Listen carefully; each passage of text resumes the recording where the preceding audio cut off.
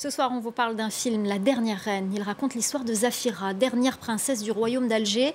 Le film retrace l'histoire avec un grand H de l'arrivée au pouvoir du célèbre corsaire Harouche Barberousse en 1516, mais aussi la destinée d'une femme qui lui a tenu tête et qui a défié tous les codes patriarcaux de l'époque.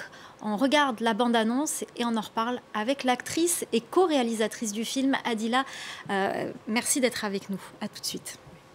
الاسبانيول محاوطيننا لازم لنا وقت كبير باش نتسلحوا.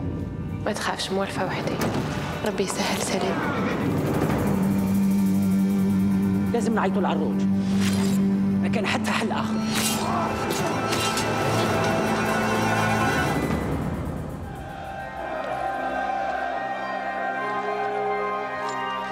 حررتنا سلام. ذكر راني هنا. سلام.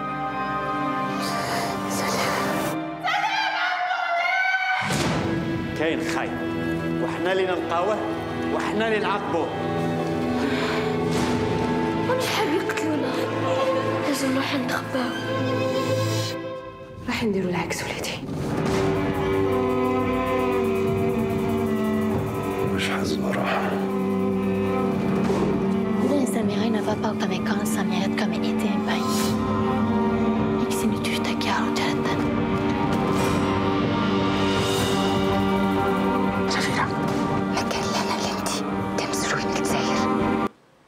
Bonsoir Adila Bendimerad, merci d'être avec nous sur ce plateau pour nous parler de ce magnifique film. Ça pourrait être le titre d'une tragédie racinienne, Zafira. Qu'est-ce qui vous a donné envie de réaliser ce film et de raconter la destinée de cette femme ? Alors c'est vrai que cette période à Alger m'a toujours plu. C'est une période qui m'a fascinée parce que c'est une période qui ressemble beaucoup à ce que m'inspire la Casbah, à ce que m'inspire Alger. C'est-à-dire qu'on a ce royaume d'Alger avec un peu toutes les composantes de population qui sont en fait nos ancêtres, les Berbères, les Andalous, l'arrivée des corsaires qui viennent un peu de partout du bassin méditerranéen. Et puis cet homme, Harouch, qui a perdu son bras dès qu'il a mis les pieds à Béjaïa, qui a une main d'argent.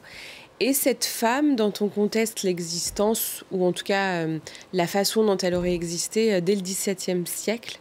Donc il y avait cette légende vivante réelle, Baba Harouch, qui était vraiment le héros des musulmans et qui a sauvé beaucoup de musulmans et de juifs qui s'échappaient d'Espagne.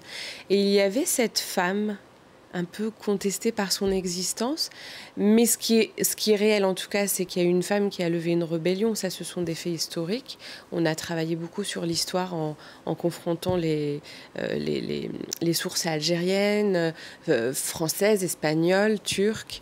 Et ce qui nous a beaucoup intéressé aussi, c'est de filmer tous ces personnages avec amour, parce que il s'agit un peu de tous ces personnages. C'est un peu nos ancêtres en fait. Alors qu'est-ce qui, justement, vous parliez de vos recherches, on apprend beaucoup de choses sur la vie quotidienne à Alger à l'époque.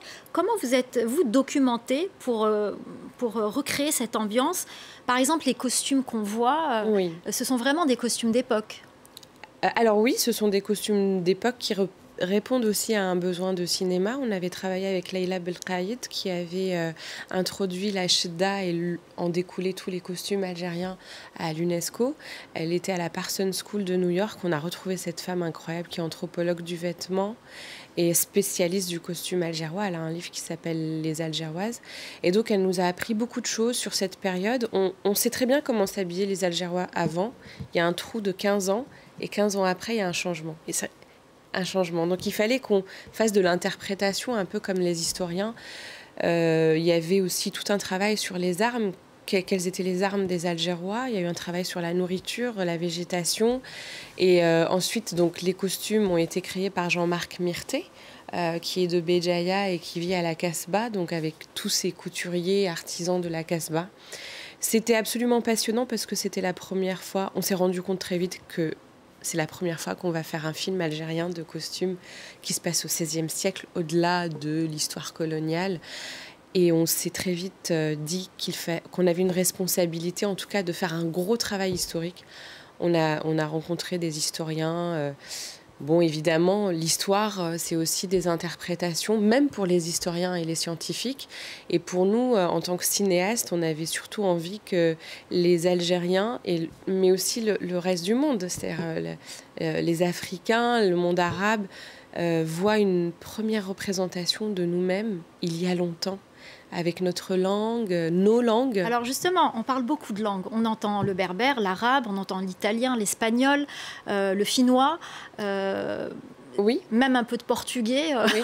Mais c'est aussi une des raisons pour laquelle on a choisi cette période, parce que c'est un Alger très excitant, très romanesque, très ouvert au monde. En fait, c'est une ville cosmopolite et on parle ce sabir. Donc, on a essayé de constituer un sabir un petit peu, parce que dans les corsaires, ils viennent du monde entier, mais il y en a qui sont algériens aussi.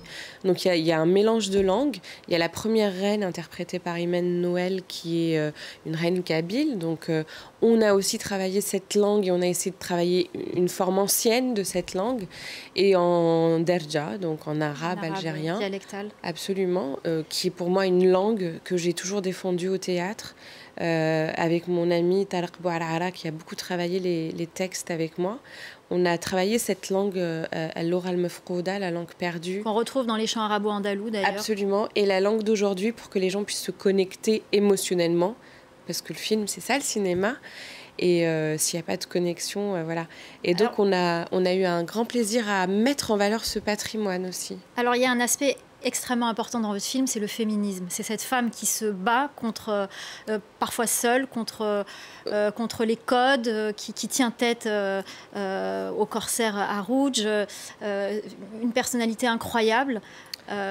Oui, c'est une femme, donc elle est comme la Casbah, hein, c'est une architecture intérieure féminine, c'est un point de vue féminin sur cette histoire de corsaire et de roi. Un point de vue féminin parce que, et pas seulement, parce que je l'écris quand même avec Damien Ounouri, qui est un homme, et donc on confronte nos points de vue. C'est un regard sur le monde, en tout cas, porté par une femme, et qui n'a pas accès à l'espace politique. C'est surtout ça. Voilà, mais qui s'impose. En tout cas, elle doit survivre et elle doit trouver des solutions. Et là arrive l'action politique. Comment une femme peut entrer dans les décisions et essayer d'avoir un peu de contrôle, façonner le monde, ne pas être juste pas actif, quoi, vraiment agir sur le monde. Merci en tout cas d'être venu nous parler de ce très très beau film que je recommande vivement. Merci beaucoup Adila Bendi Merad. Donc c'est La Dernière Reine. Le film est sorti en salle mercredi. Merci beaucoup d'être venu nous en parler. C'est la fin du Journal de l'Afrique. Restez avec nous, l'info continue sur France 24.